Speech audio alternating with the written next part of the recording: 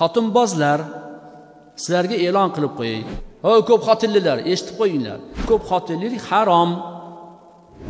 Demak, biz tinmasdan yeb ichishimiz kerak. Aks holda Allohning buyrug'iga qarshi chiqqan bo'lamiz, gunohkor bo'lib qolamiz. Ana u xotinbozlarning gapiga qaraganda. Holbuki ko'plab ulamolar ko'p xotinli bo'lmagan. Qani o'sha xotinboz bemazhablar, soxta salafiylar aytsinchi, Imom Buxoriy nechta xotini bo'lgan ekan? Nima, Imom Buxoriy sunnat bo'lsa amal qilmaganmi? Men hozir ko'p xotinlikning harom ekanligini keltirib beraman. Ko'p xotinlik makruh va ko'p xotinlik harom bo'ladi. Qachon? Assalomu alaykum va rahmatullohi va barakatuh. Ustoz, siz bir ma'ruzangizda ikkinchi xotinga uylanish sunnat emas degan ekansiz. Payg'ambarimiz sollallohu alayhi va sallamning qilgan ishlari sunnat bo'lmaydimi?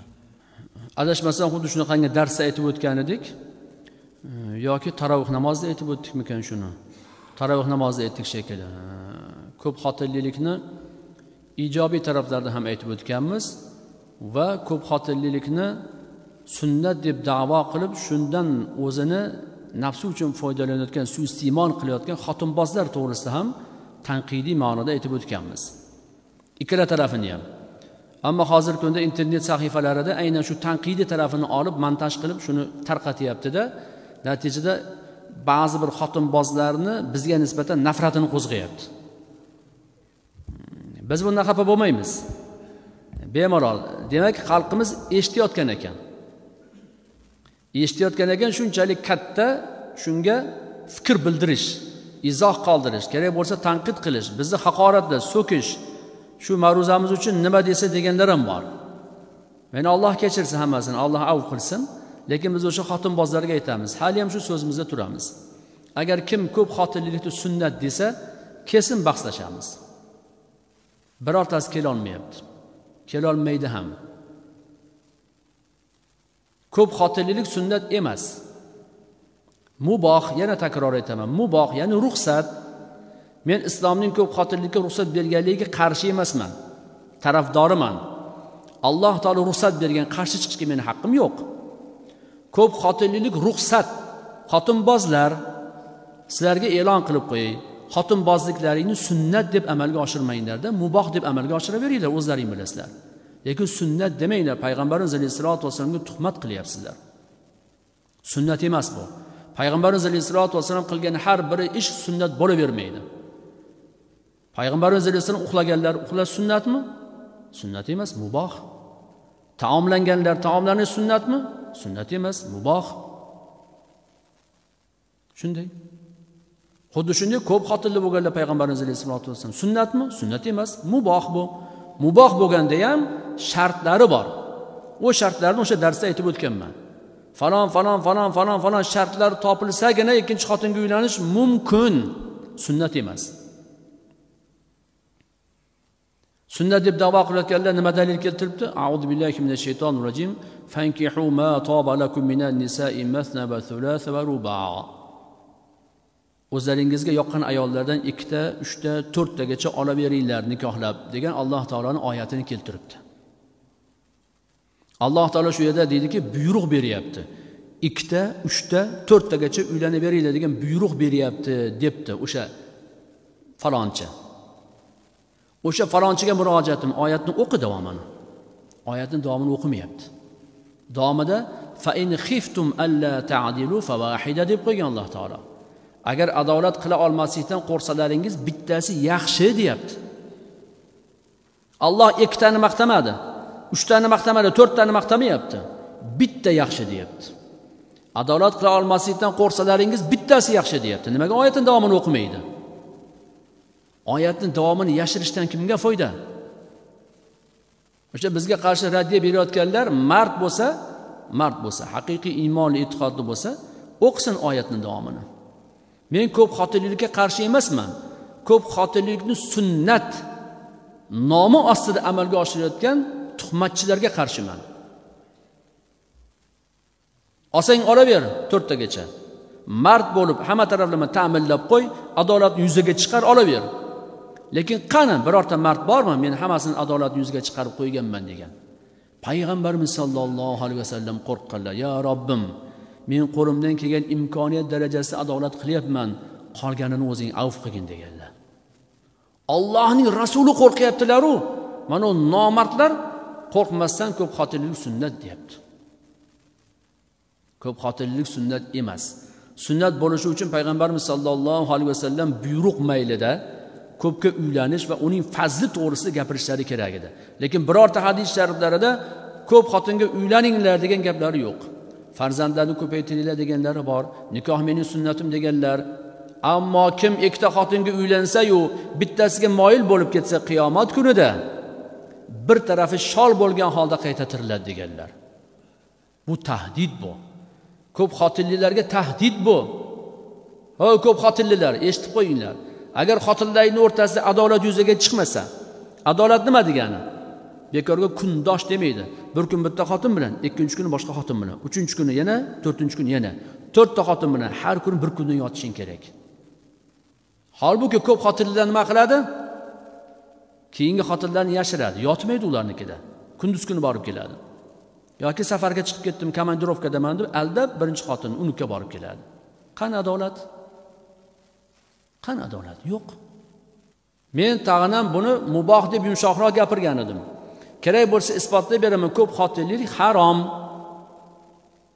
Ko'p xotinlik harom bo'ladi, isbotlab beraman. Mana isboti.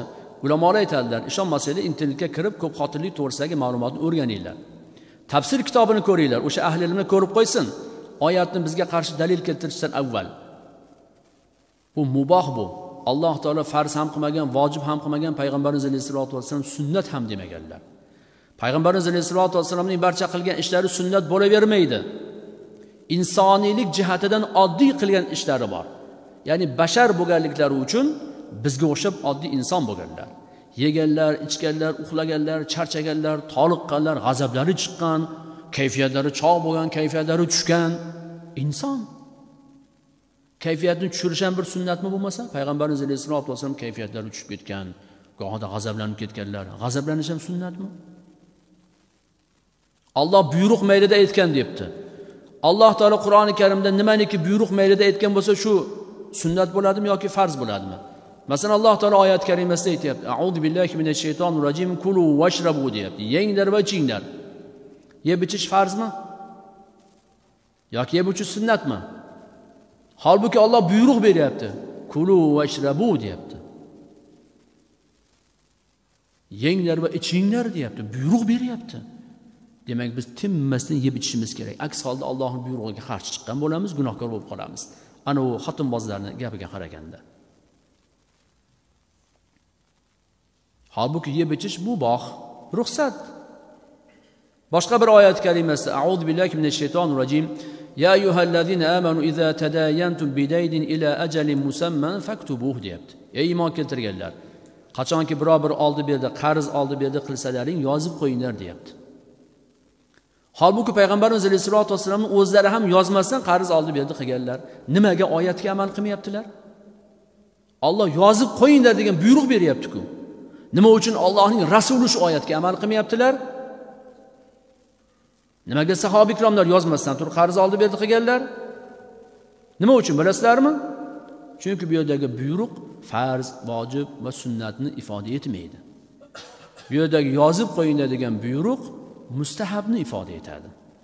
Yozib qo'ysalaring o'zlaringga yaxshi. Ertaga bir nizo chiqqan paytda mana deb ko'rsatasizlar. Ammo yozib qo'ymasalaring gunohkor bo'lmaysizlar. Agar ko'p xotinlik sunnat bo'lsa, ko'p xotinga uylanmagan odam qiyomat kunida shafoatdan bebahra bo'ladi, malomatga qoladi, gunohkor bo'lish kerak. Holbuki ko'plab ulamolar ko'p xotinlik bo'lmagan. Qani o'sha xotinboz bemazhablar, soxta sarfiylar aytsinchi, Imom Buxoriy nechta xotini bo'lgan ekan? Buxoriy deb o'lib boradi. Qani Imom Buxoriy nechta xotini bo'lgan ekan? Aytsinchi.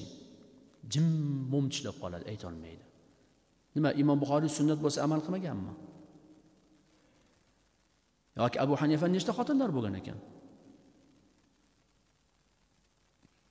Agar ko'p xotinlik sunnat bo'lganda, ulamolar birinchi o'rinda shuni bajargan bo'lishar edi.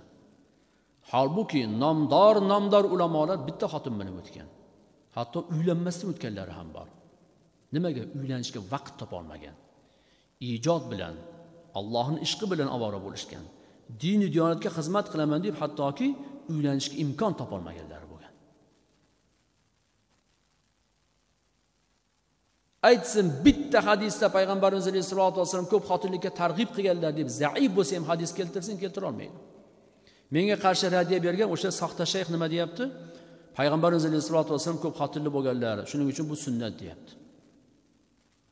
U zotning ko'p xotinli bo'lganliklari sunnatni ifoda etavermaydi.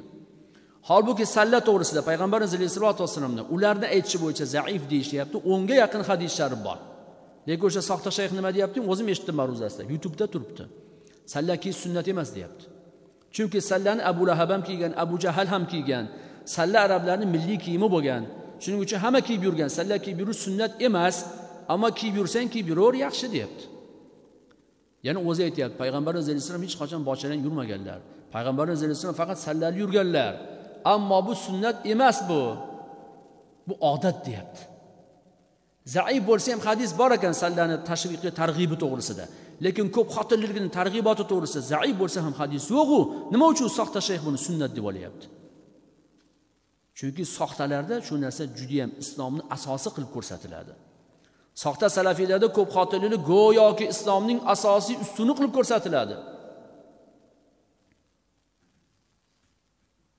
Men bu narsalarni aytmagan edim, yumshoqroq olib, endi aytishga majbur bo'lyapman.